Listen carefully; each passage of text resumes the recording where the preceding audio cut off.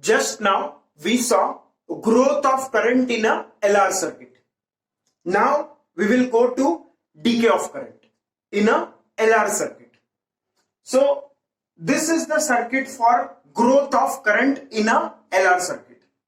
We have a L means inductor, R means resistor, and battery of EMF E. So in this case, when the switch is closed, in that case there is a current, and because this current, battery sends current continuously in the circuit. Because this battery sends current continuously in the circuit, hence the current in the circuit grows. Hence this circuit is called as growth of current in LR circuit. Now if we remove this battery, when the current is maximum, when the current has reached its maximum value, so at that time this will be the circuit. This is the circuit in which the current is maximum initially, let us say I0, and the battery has been removed. There is no battery now. So the current will decrease from maximum value I0 to 0 in some time. Hence the value of current decays. Hence the circuit is called as decay of current in LR circuit. So what we are studying now is decay of current in LR circuit. The equation for growth of current in LR circuit was given by E is equal to VL plus VR. This we have seen in the growth of current, which is previous section. Now we do not have the battery, so this term will be 0. Hence our equation will be same, except that epsilon will be 0 now.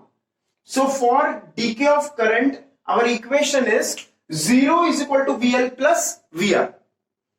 What is the value of VL? We already know, we have derived in some sections back. V voltage across inductor equals L di by dt, and by Ohm's law voltage across resistor is IR. So 0 is equal to VL, I have substituted L di by dt, and VR is IR. So this equation now I will rearrange such that this L di by dt term comes on the LHS. So if I take this term on the LHS, we get L di by dt is equal to minus IR. L di by dt is equal to minus IR by mathematical rearrangement. In the next step, we are now starting for integration. We are planning for integration. Whenever we see di upon dt, we have to get rid of derivative sign. How do we get rid of derivative sign? By using the reverse process, which is integration. For integration, we have to have variable separable form. Variable separable form, in this case, the two variables are current and time. So I will take the current variable on the LHS and the time variable on the RHS. So for that, what I am doing now is taking this current terms on the LHS and the time term, this term, on the RHS. That is what I have done on the right side. Di upon I is minus R upon L into dt. Now, this equation is variable separable form. In the LHS we have current, in the RHS we have just one variable, which is time. So this is variable separable form for integration. So in the next step we will put integration sign. And in integration we introduce the limits of integration. What is the value of current at time 0? At 0 time means when I just switch on, when the battery has been just removed. So in that case, when the battery is just removed, the current initially is I0. The current initially is I0, which is the maximum value, because we just removed the battery after the current reached its maximum value, which is I0. So at time 0, when we just switch on the battery or switch on the switch, when I just switch on the switch, so in that case the current was maximum value, which is I0. So at time 0, the current is maximum, which is I is equal to I0. At any instant of time t, let us say the current is I. So in that case, if we do integration, what will we get? As I already told you, integration of 1 upon x dx is ln x. So integration of 1 upon I di is ln I. And integration of dt will be t. Integration of dt is t. So now if I support the values, lower limit and upper limit of integration, what will I get? The lower limit of time is 0. At that time, the lower limit of current will be I naught. The upper limit of time is, let us say, t. So at time t, the current is I. So ln I from I naught to I is equal to minus r by l into t from 0 to t. What do we do in the next step? Upper limit minus lower limit. So ln I minus ln I naught. That is our next step. Upper limit, which is I. So ln I minus lower limit, which is I naught. So ln I naught. ln I minus ln I naught. In the RHS, we put minus r by l is a constant. It remains as it is. Upper limit of time is t. Lower limit is 0. So t minus 0, which is t. So this is our next step. By mathematical property of logarithms, log x minus log y is equal to log x upon y. So log I minus log I naught becomes log I upon I naught, which is equal to minus t upon L by R. The numerator will become the denominator of the denominator. This I have said multiple times. ये denominator का भी denominator बन जाएगा. R will become the denominator of the denominator. Who is the denominator? L.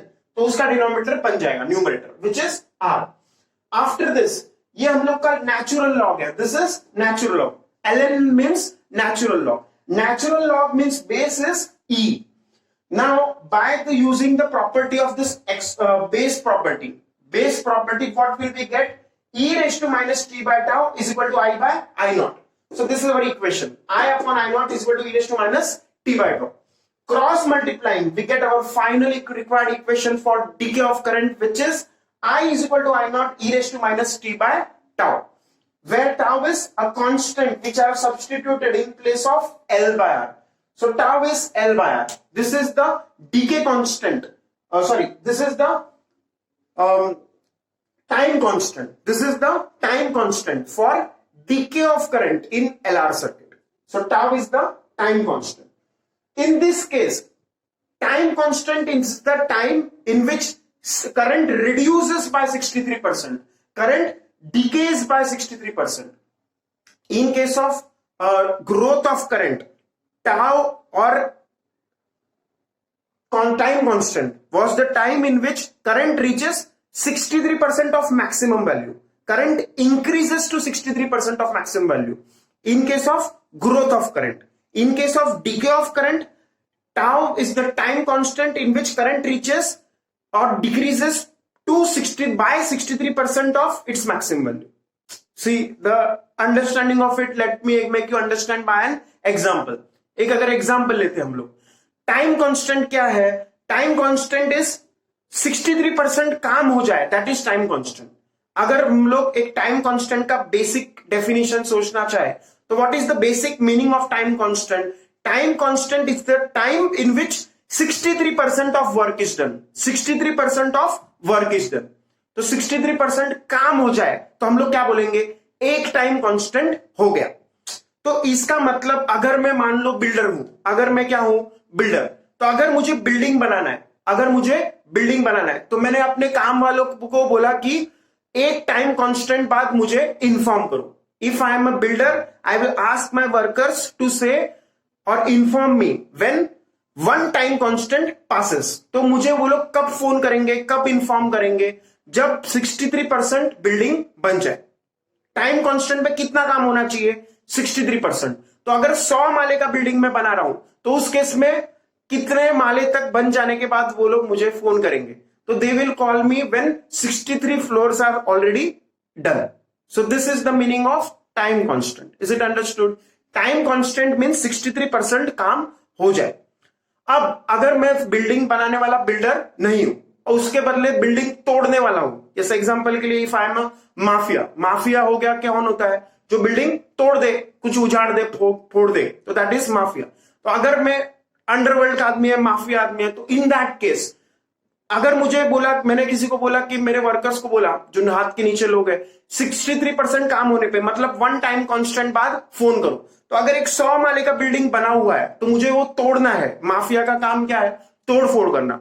तो mafia होने के हिसाब से 63% काम कब होगा? अगर एक 100 माले का बिल्डिंग बना हुआ है तो उसका कितना तोड़ेगा तो मुझे 63% काम हो जाएगा, ये बोलेंगे।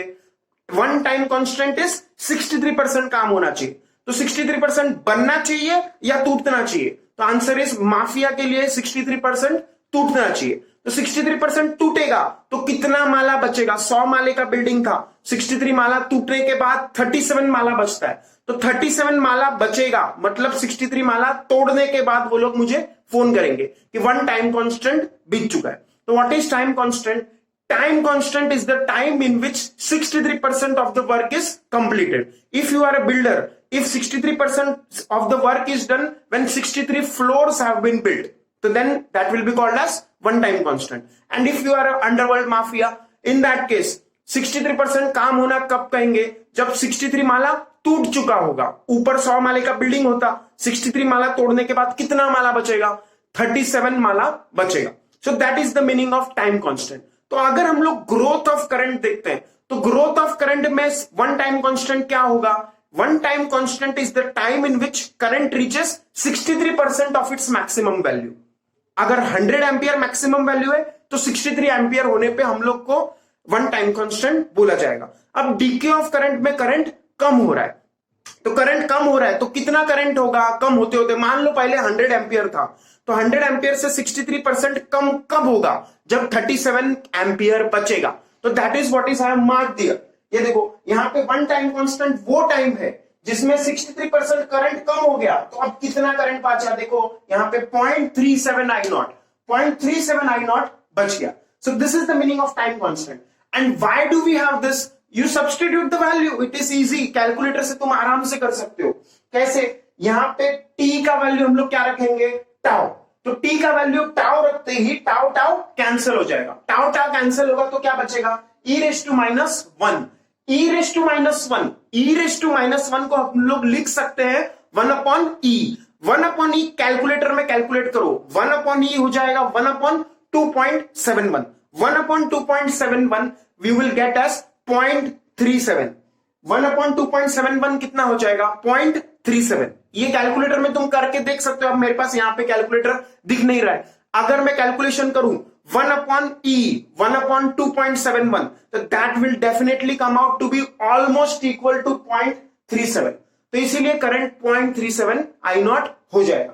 तो that is the meaning of time constant. तो is the decay of current in LR circuit clear? So both the topics we have dealt with. One topic we dealt with was growth of current in LR circuit, and now we have dealt with the decay of current in LR circuit. Now exactly same analysis जैसा हमने यहां पे किया है growth of current और decay of current में, ये किसके लिए किया हम लोग ने? LR सर्किट के लिए किया, मतलब इंडक्टर रेजिस्टर सर्किट के लिए। Same analysis is valid for RC circuit. जैसे LR सर्किट है हमारे पास, LR means inductor resistor, same analysis हम लोग किसके लिए होगा? आरसी सर्किट के लिए। आरसी सर्किट में हमारे पास क्या होगा? Resistor capacitor. Resistor capacitor combination भी 100% सेम स्टेप्स करके हम लोग को ऑलमोस्ट सेम रिजल्ट्स आएगा। What is the only change? Let me begin और tell you at the outset itself. So let me show you on the board क्या क्या हम लोग का चेंजेस होने वाला है। तो फर्स्ट ऑफ ऑल हम लोग ने जो सर्किट देखा which was growth of current in LR circuit. First circuit हम लोग ने कौन सा पढ़ा? Growth of current in LR circuit. उसमें हमारा इक्वेशन क्या था? I is equal to I nought 1 minus e raise to minus t by tau, ये हमारा इक्वेशन था। और decay of current in LR circuit में इक्वेशन क्या था? I is equal to I nought e raise to minus t by tau. ये दोनों equation हमने पढ़े। तो these are the two equations, ये ग्रोथ ऑफ करंट, ये डीके ऑफ करंट। यहां पे आई नॉट का वैल्यू कितना है? यहां पे आई नॉट का वैल्यू है E by R, by Ohm's law, I is V by R. And tau का वैल्यू कितना है? L by R, time constant LR circuit के लिए एल फिर आर, तो L upon R. So these are the results for what? For growth of current and decay of current. In LR circuit. लेकिन हम लोग अभी क्या देख रहे हैं, अभी हम लोग देखेंगे कैपेसिटर्स के लिए what are the result. Capacitors के लिए we do not have current, capacitor के लिए हम लोग करंट न यूज करके कौन सा बेसिक क्वांटिटी यूज करते हैं, charge. For capacitor we have studied in electrostatics, we had considered the charge on an capacitor. तो चार्ज ऑन कैपेसिटर एग्जैक्टली ऐसा ही इक्वेशन आएगा, जहां जहां हमारे पास करंट आया वहां वहां हमारे पास वहां पे चार्ज आ जाएगा। तो equation for growth of current will be analogous, ये देखो ग्रोथ ऑफ करंट का equation will be analogous to charging of a capacitor, growth of charge in a capacitor we can say. हम लोग क्या बोल सकते हैं इसको, growth of charge in a capacitor और in short charging of capacitor. Now the other equation which is decay of current in a LR circuit will be analogous to discharging of a capacitor, मतलब decay of charge in a capacitor, decay of current in LR circuit is equivalent to decay of charge in RC circuit। कौन से circuit के लिए देख रहे हैं हम लोग, रेजिस्टेंस कैपेसिटेंस, और यहां पे कौन सा सर्किट था हमारे पास, LR सर्किट। तो इसका इक्विवेलेंट क्या आएगा, Q is equal to Q naught e raised to minus t by tau। देखो दोनों इक्वेशन ऑलमोस्ट सेम जैसा ही है, सिर्फ करंट की जगह पे हमारे पास क्या है, charge in case of capacitor. सिर्फ फर्क क्या आएगा, यहां पे I naught maximum value of current के बदले we will have maximum value of charge which is Q naught is equal to CE. ये कैसे आया, ये हम लोग का सीवी रमन वाला फॉर्मूला जो हम लोग ने याद किया था, charge is equal to CV, ये सबको याद होगा। तो उस फॉर्मूले से हम लोग को क्या आ जाएगा, सीई, बिकॉज यहां पे बैटरी का ईएमएफ कितना है, ई। So this is our first equation and tau time constant that comes out to be RC। क्यों ऐसा, क्योंकि ये RC सर्किट है, तो RC सर्किट में हम लोग का टाइम कांस्टेंट क्या आएगा, RC आएगा।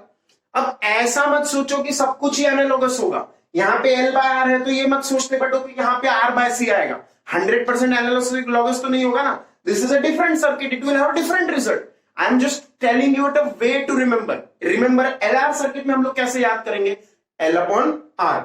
आरसी सर्किट में हम लोग कैसे याद करेंगे, सिर्फ आरसी से, यहां मल्टीप्लीकेशन होगा यहां डिवीजन होगा, ऐसा नहीं है कि एग्जैक्टली सब कुछ सेम हो। तो this time constant in LR circuit is L by R and time constant in RC circuit is just RC, it is the multiplication।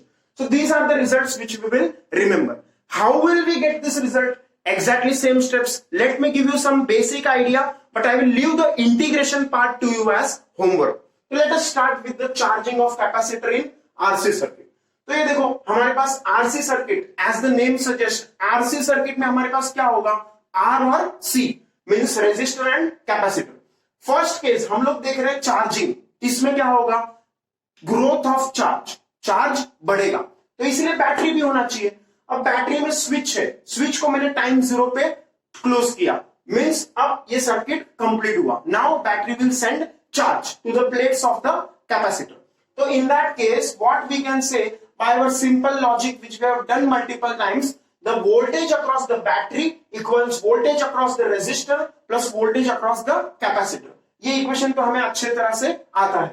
Then voltage across the resistor by Ohm's law everyone knows is IR। Then Q is equal to CV। हमारा equation क्या है, Q is equal to CV। तो V is equal to क्या आएगा, Q by C for voltage across capacitor। V is equal to Q by C। तो voltage across capacitor को मैं क्या सब्स्टिट्यूट करेगा, Q by C। Now look at this equation carefully. What am I interested in, I am interested in charging of capacitor और growth of charge in a RC circuit. तो growth of charge, तो who is the variable, charge, and who is the other variable, time. तो हम लोग को charge और time के terms में एक्सप्रेस करना है इक्वेशन को, किसके टर्म्स में एक्सप्रेस करना है, चार्ज और टाइम। तो चार्ज और टाइम में हमारा विलन कौन है, यहाँ पे कौन है हमारा दुश्मन, यहाँ पे हमारा करंट दुश्मन है। हमें क्या चाहिए, चार्ज चाहिए, टाइम चाहिए, लेकिन चार्ज तो है हमारे पास, लेकिन ये करंट नहीं चाहिए, वो विलन है। तो विलन है तो उसको हटाओ, कैसे हटाएंगे, I is equal to dq by dt, I is equal to dq by dt। अब जैसे ही हम लोग ने ये सब्स्टिट्यूट किया, we will again have a derivative form, ये डेरिवेटिव फॉर्म में आ गया, लेकिन फायदा क्या हुआ, अब हमारे पास दो ही वेरिएबल्स है, one is charge and the other is time. तो what will we do to remove this derivative sign, again as I told you in previous cases, we will think about integration while thinking about integration we will think about the variable separable form.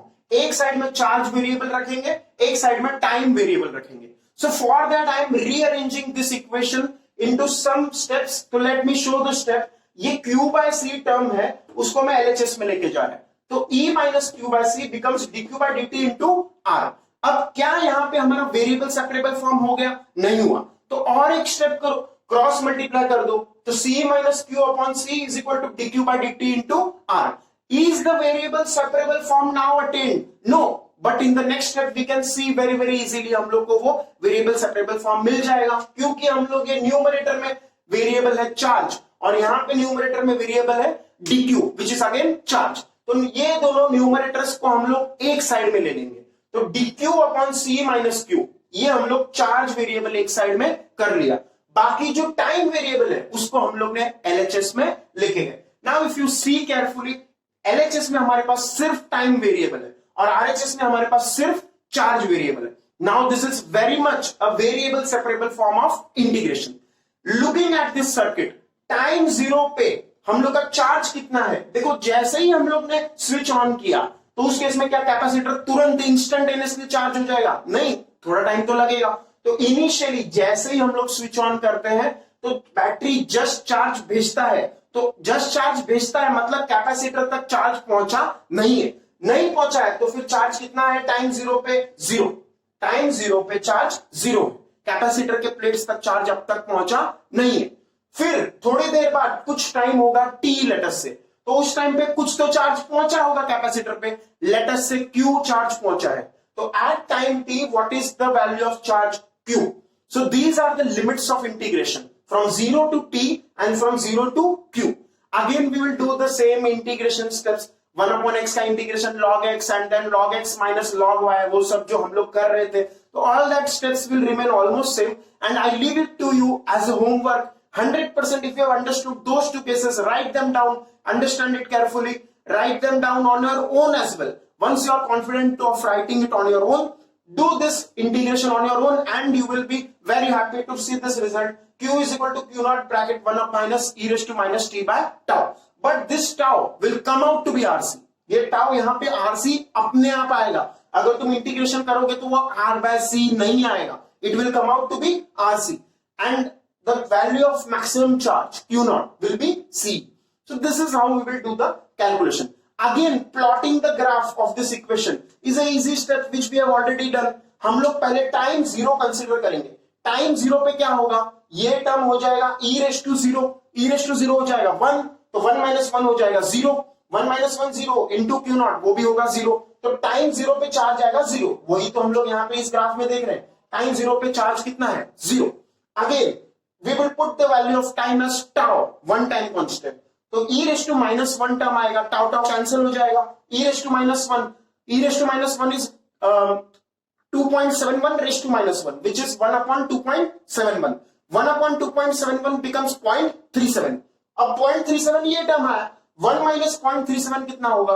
0.63. तो 0.63 Q naught. तो time constant पे value of charge कितना आएगा? 0.63 Q naught.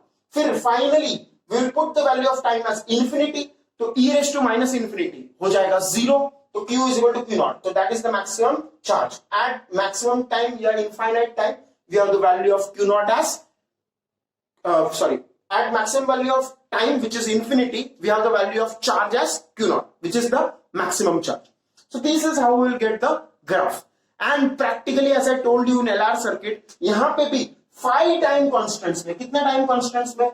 5 time constants में we will consider that the maximum value of charge is already reached. Practically 5 time constants में charge maximum हो जाता है. जैसे LR सर्किट में 5 टाइम कांस्टेंट्स में मैक्सिमम करंट आ रहा था, वैसे ही 5 टाइम कांस्टेंट्स में यहाँ पे मैक्सिमम चार्ज आ जाएगा. और अगर डिस्चार्जिंग ऑफ कैपेसिटर होगा तो 5 टाइम कांस्टेंट्स में चार्ज 0 हो जाएगा. 5 टाइम कांस्टेंट्स में टाइम चार्ज क्या हो जाएगा? 0. Now discharging of RC circuit में अगेन हम लोग वैसा ही सोचेंगे जैसे डीके ऑफ करंट में हमने सोचा था. डीके ऑफ करंट में हमने क्या किया था? बैटरी को हटा दिया था. तो बैटरी को हटा दिया तो ये LHS का जो EMF ऑफ बैटरी टर्म था वो 0 हो जाएगा.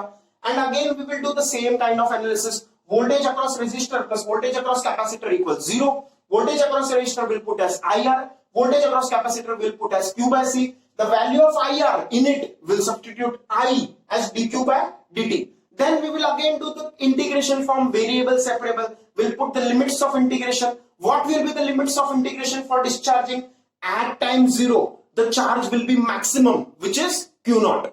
क्योंकि डिस्चार्जिंग में ऑलरेडी वो चार्ज हो चुका है. डिस्चार्जिंग जब करेंगे, जब चार्ज हुआ रहेगा तो ही तो डिस्चार्जिंग करेंगे. अगर चार्ज ही नहीं है तो काय का डिस्चार्जिंग. तो accordingly maximum value of at time 0, जब स्टार्ट स्विच करेंगे, जब बैटरी हटा देंगे तो उस टाइम पे कैपेसिटर ऑलरेडी फुली चार्ज रहेगा. At time 0 the value of charge on the capacitor is Q naught. T is equal to 0, Q is equal to Q naught, and T is equal to T, Q is equal to Q. Those will be the limits of integration. If you are not very clearly able to understand this, go in the decay of current. Decay of current जैसा बताया, exactly same analysis यहाँ पे भी करना है. सिर्फ यहाँ पे फर्क क्या होगा? I is dq by dt substitute करेंगे. And after doing this as homework, you will be surprised again to see that you will get this result. Q is equal to Q naught e raised to minus t by tau, and Q naught here will be CE, tau will be equal to RC. So make sure you do this as a homework, so then you will get a better idea of charging of capacitor, discharging of capacitor, growth of current in LR circuit, and decay of current in LR circuit. Once you understand growth and decay or charging and discharging, the other two will automatically come. Either you understand LR circuit completely, do its derivation on your own, or you do the RC circuit completely, do its derivation on your own. That will help you to do any derivation regarding the integration type of problems. Integration type का derivation है, इससे ज़्यादा complicated physics में नहीं आता है. So that is about the electromagnetic induction. So this is what we have in this chapter of electromagnetic induction. After this, we will use the concepts of electromagnetic induction in our next chapter,